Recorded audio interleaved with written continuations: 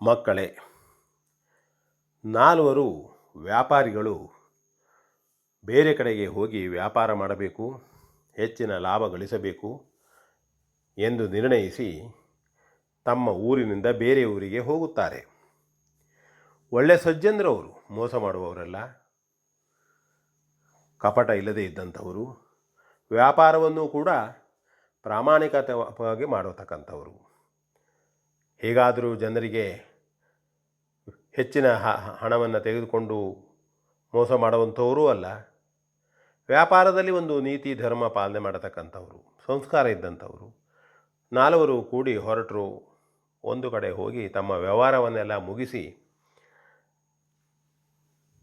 ತಮ್ಮಲ್ಲಿದ್ದಂಥ ಹಣದ ಗಂಟನ್ನು ಬೇರೆಯವರಿಗೆ ತಿಳಿಯಬಾರದು ಎಂಬ ಕಾರಣದಿಂದ ಸೊಂಟದಲ್ಲಿಯೇ ಕಟ್ಟಿಕೊಂಡು ಬರ್ತಾರೆ.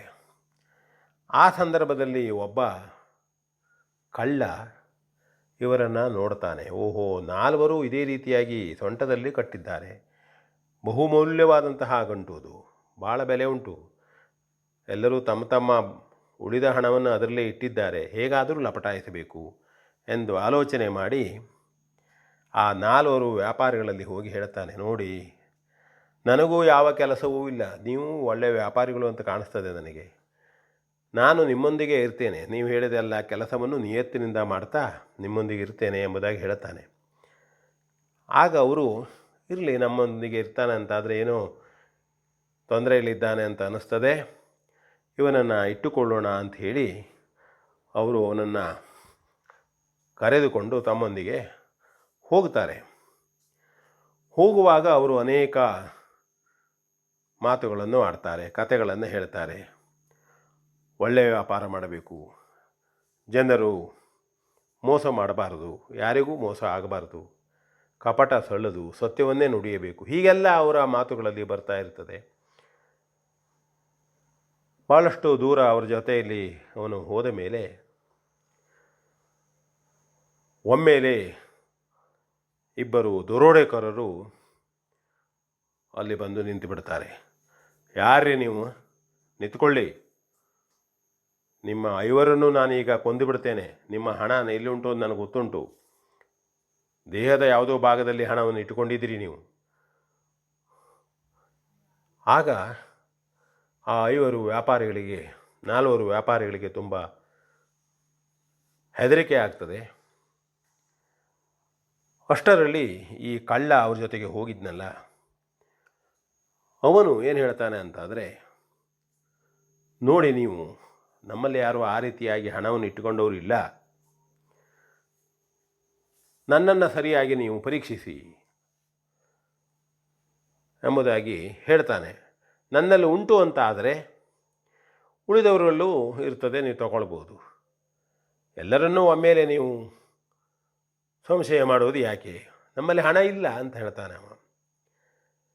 ಅವನ ಉದ್ದೇಶ ಏನು ಅಂತಂದರೆ, ತನ್ನಲ್ಲಿ ಹಣ ಇಲ್ಲ, ನಾಲ್ವರಲ್ಲಿ ಉಂಟು, ಆ ಸಂದರ್ಭದಲ್ಲಿ ಅದನ್ನು ಉಳಿಸುವುದಕ್ಕೆ ಹೋಗ್ತಾನೆ ಅವ.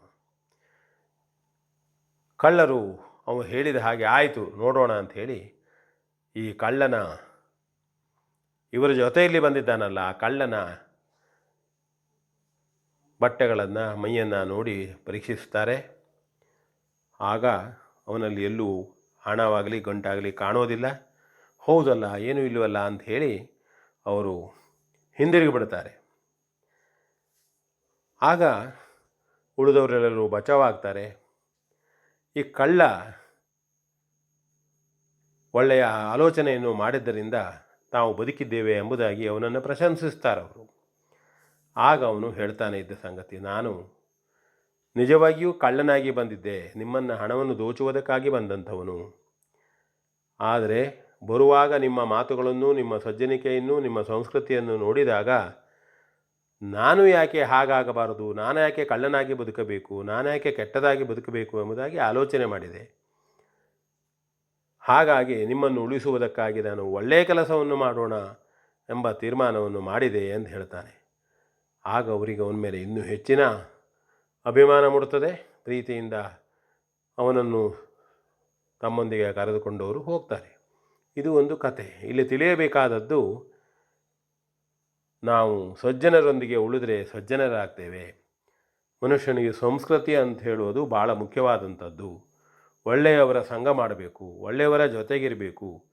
ಸಜ್ಜನರ ಸಂಘವದು ಹೆಜ್ಜೆಯನ್ನು ಸವಿದಂತೆ ಹಿಂದೆ ಹೇಳಿದಾರಲ್ಲ, ಅದು ಭಾಳ ಮುಖ್ಯವಾದಂಥ ವಿಷಯ.